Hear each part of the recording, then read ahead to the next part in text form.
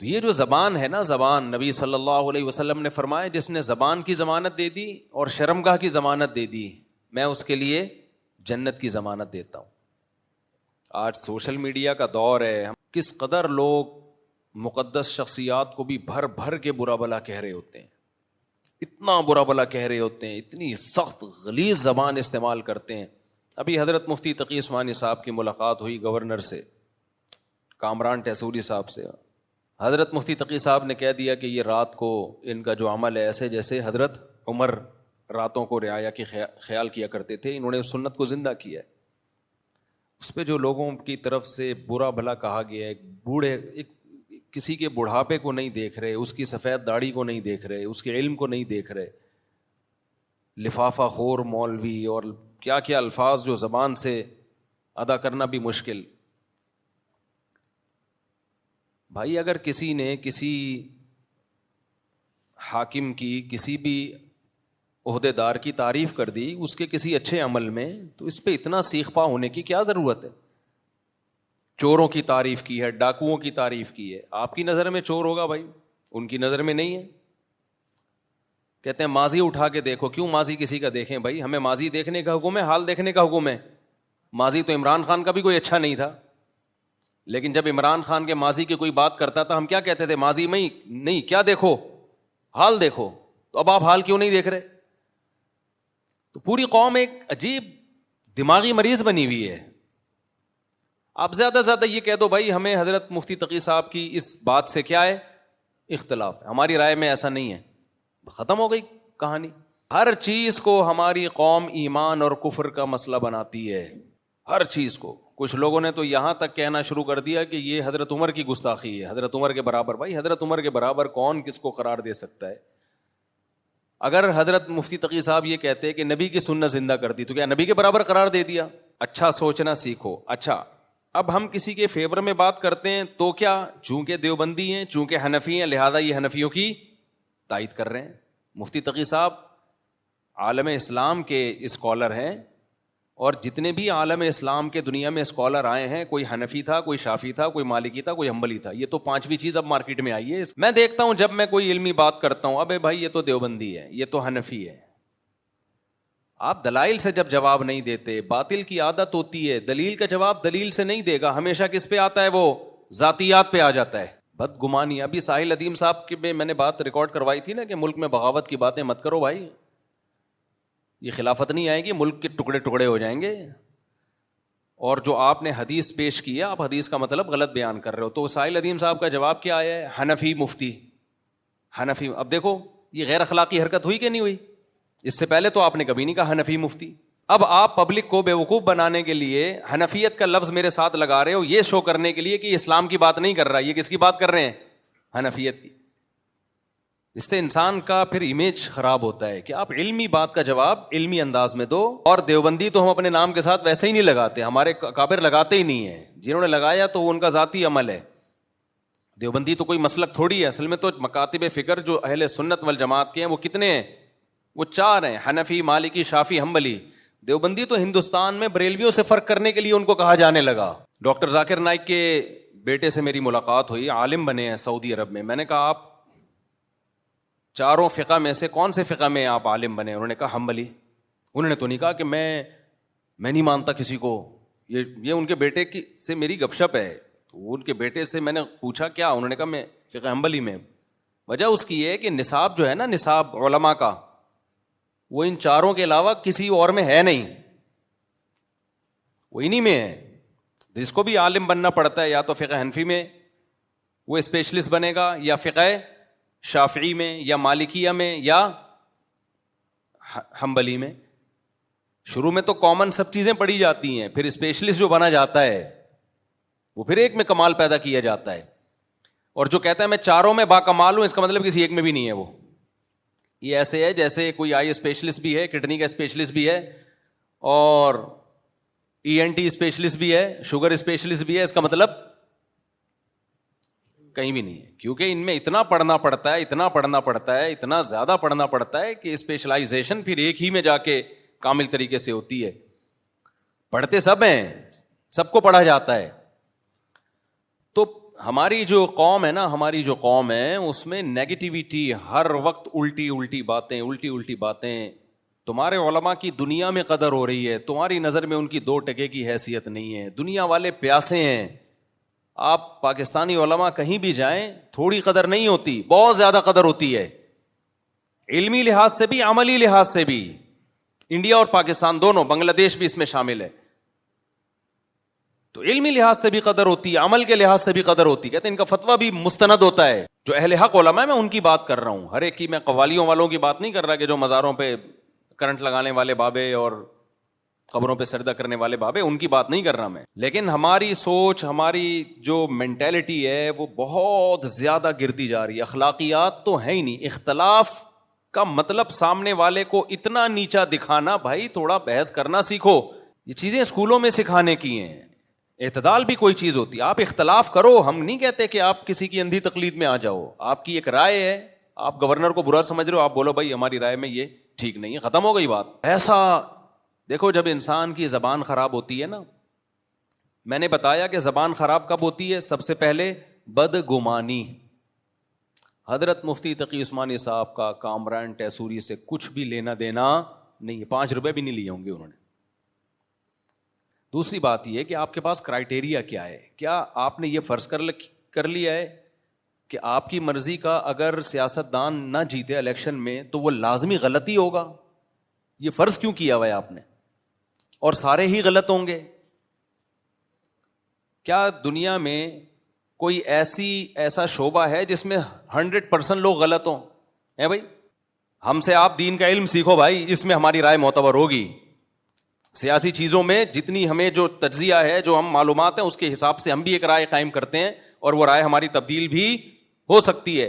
میں تو ایک اصول اور ضابطہ بیان کر رہا ہوں کہ بھائی دشمن کی رائے کا اعتبار بولو نہیں ہوتا. ہمارے ہاں مختلف قسم کے کرائٹیریا ہم لوگوں نے بنا لیے. بھائی کچھ پازیٹیوٹی پیدا کرو خدا کے لیے، ڈپریشن سے نکلو، کچھ اچھا سوچنا شروع کرو، اچھا سوچنا شروع کرو،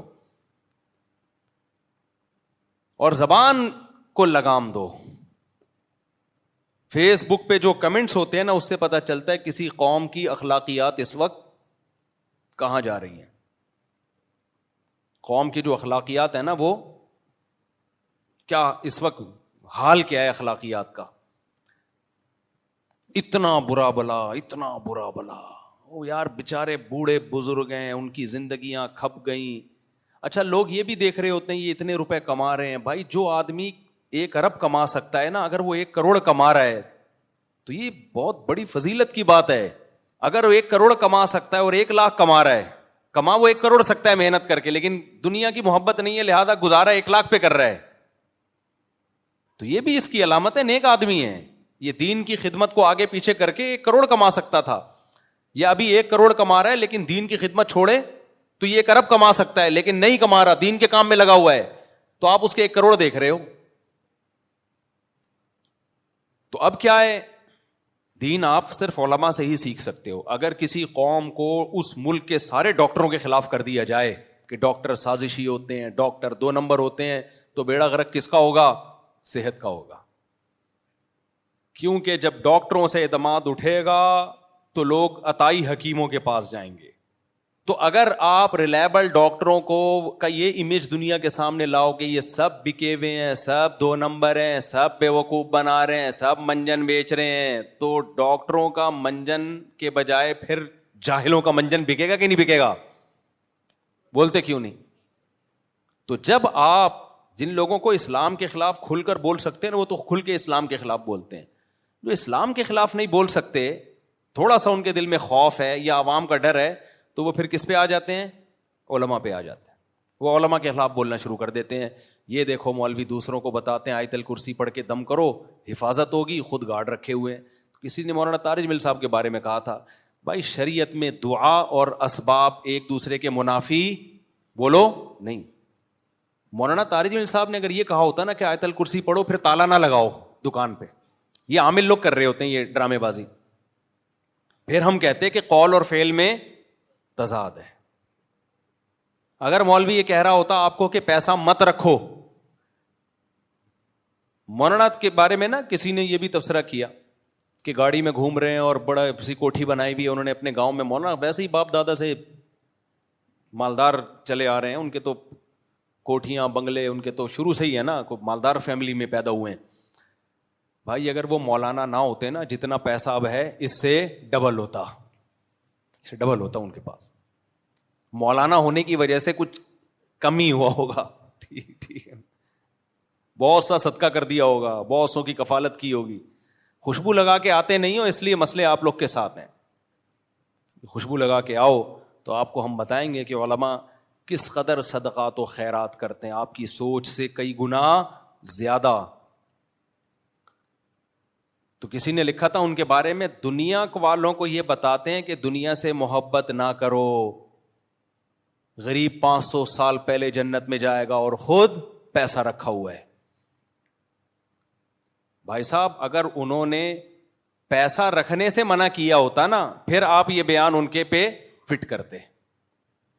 کوئی مولوی آپ کو یہ کہہ رہا ہو نا کہ غریب بن کے زندگی گزارو, پیسہ مت کماؤ, پھر وہ خود پیسہ کما رہا ہوتا, یہ لگژری لائف ہوتی, تو آپ اعتراض کرتے.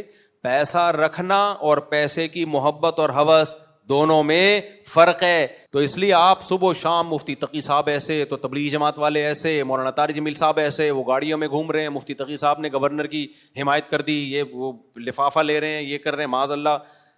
تو آخر میں جب تمہارا بچہ بگڑے گا نا, تم بولے کہ کسی مولوی صاحب کے پاس بیٹھاؤ اس کو. میں نے بہت دیکھے ہیں, ہماری عمر 50 ہونے والی ہے, بس تقریباً ہو ہی سمجھیں گئی ہے, تھوڑے سے دن رہ گئے 50 کا ہو جاؤں گا میں. تو کیا خیال ہے 50 سال میں مریخ پہ ہم نے ٹائم گزارا ہے یا چاند پہ زندگی گزری ہے ہماری؟ اسی آپ لوگوں میں ہی گزری ہے. تو اور رپورٹیں ہمارے پاس آپ سے زیادہ, کیونکہ ہمارا پبلک میں اٹھنا بیٹھنا اور ہر طرح کے لوگوں میں اٹھنا بیٹھنا ہے. ہم اگر گورنر کے ساتھ بیٹھیں تو نیگیٹو کمنٹ, یہ دیکھو حکمرانوں کی چاپلوسی کرنے والے. جب رکشے والوں کے ساتھ بیٹھتے ہیں تو پھر یہ نہیں آتا کہ دیکھو غریبوں کے ساتھ بیٹھنے والے. بھائی ہر طرح کے لوگوں کے ساتھ بیٹھتے ہیں. تو اب مجھے ایک بات بتاؤ, ہم پبلک میں رہتے بھی ہیں الحمدللہ, پبلک کے حالات بھی ہمیں معلوم ہیں, تو رپورٹیں کم ہوں گی یا زیادہ ہوں گی ہمارے پاس؟ زیادہ ہوں گی نا. تو میں آپ سے عرض کر رہا ہوں کہ آپ علماء کو برا بلا مت کہو, کیونکہ آپ کے کہنے سے آپ کے بچوں کے دل سے علماء کا احترام نکل جائے. اور ایک دفعہ جب احترام نکلا نا, تو آپ کے پاس اپنے بچوں کو انسان کا بچہ بنانے کے لیے تمام تر آپشن ختم. ابھی پرسوں پٹیل ہاسپٹل کسی کام سے جانا ہوا, تو ایک صاحب ملے, میں ڈپریشن کا مریض تھا, کہنے آپ کے بیان سن کے ڈپریشن میری ختم. ایسے تو 20 کیس ہیں. تو ڈپریشن کے پیشنٹ بھی مولویوں کے محتاج ہو گئے ہیں. صحیح, ایسے تو بہت ہیں. ویڈیو ایک پڑی ہوئی ابھی میرے پاس, وہ کسی نے انگلینڈ سے بھیجی کہ میں گولیاں کھا رہا تھا, میری ڈپریشن چھوڑ گئی. اور ایک صاحب نے کہا میں پتہ نہیں 5 سال سے علاج کر رہا تھا ڈاکٹر سے, میری وہ میڈیسن ساری چھوٹ گئی. تو کیا لطیفوں سے چھوٹ گئی ہے؟ لطیفوں سے چھوٹنی ہوتی تو بھائی بڑے بڑے کامیڈین پڑے ہوئے ہیں یوٹیوب پہ, آپ دیکھ لو جا کے. یہ جو علماء بات کرتے ہیں نا دنیا سے دل نہ لگاؤ, دنیا رہنے کی جگہ نہیں ہے, اصل کیا ہے بھائی؟ آخرت, نماز, روزہ, سخاوت, ان چیزوں سے ڈپریشن بھی ختم ہوتی ہے.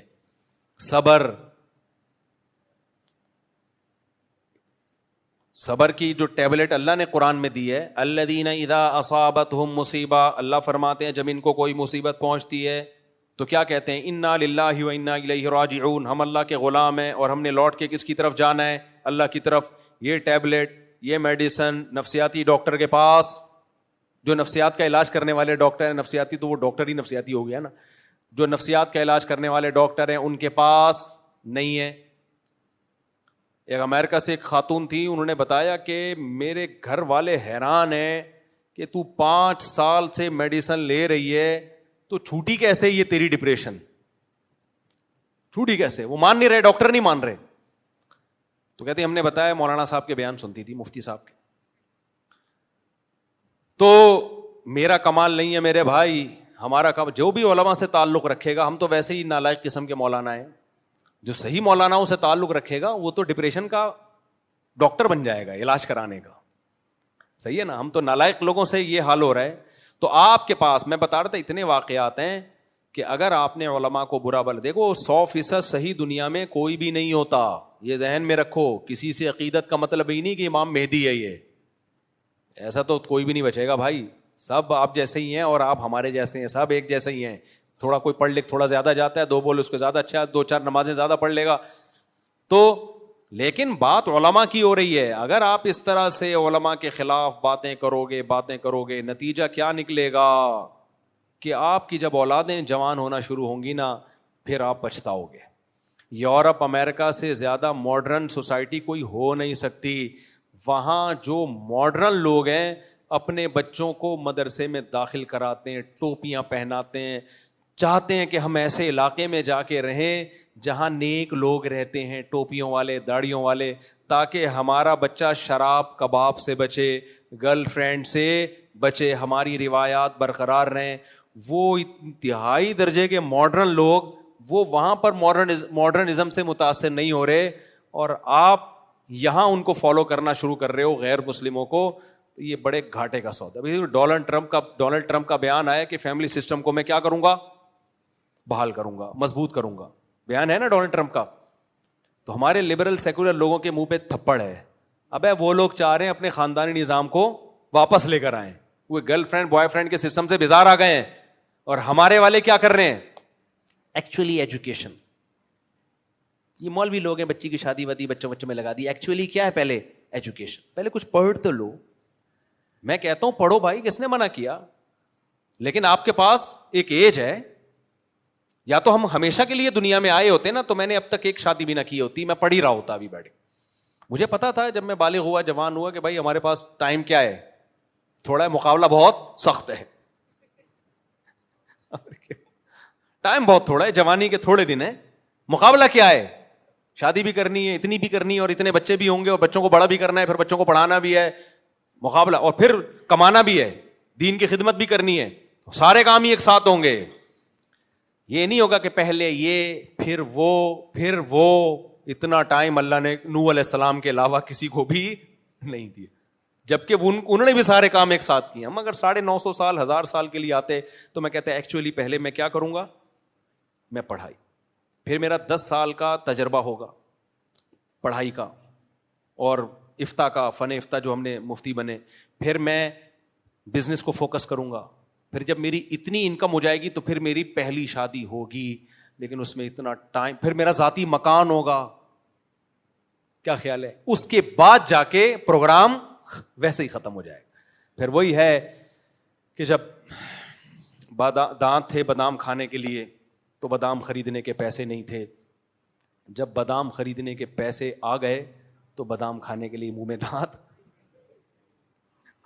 کیا یہ مثال عورتوں پہ بھی فٹ آتی ہے اور آدمیوں پہ بھی فٹ آتی ہے.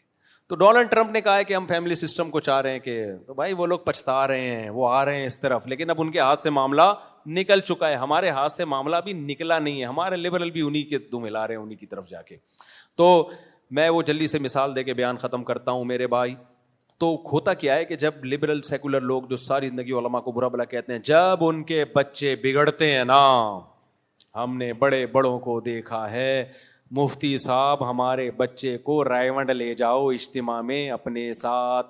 میں کہتا ہوں میں تو شادیوں والا ہوں, مشہور ہوں, بھلے 4 شادیاں کرا دو, ہمیں انسان کا بچہ بنا دو.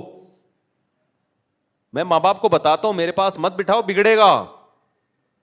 میں بتاتا ہوں, شروع میں تو کہتے ہیں بگڑے گا, لیکن اب کہتے ہیں بگاڑو اس کو, ہم تو چاہ رہے ہیں یہ والا بگڑا ہوا ہمیں چاہیے, یہ چاہیے بگڑا ہوا ہمیں. پھر تم جاؤ گے تبلیغ میں, تمہارے پاس کوئی آپشن نہیں ہے. آپ کو پتا ہے انسان کا بچہ بنے گا, تمیز سے بات کرنا سیکھے گا, احترام سیکھے گا. مفتی صاحب اس کو اپنے ساتھ بٹھایا کرو. ایسے بہت سے لوگ آئے ہیں, مفتی صاحب بس یہ بچہ میں نے آپ کو دے دیا, خرچہ ہمارا ہوگا, رہے گا کس کے ساتھ, آپ کے ساتھ. میں کہتا ہوں میں اپنے بچے پالوں یا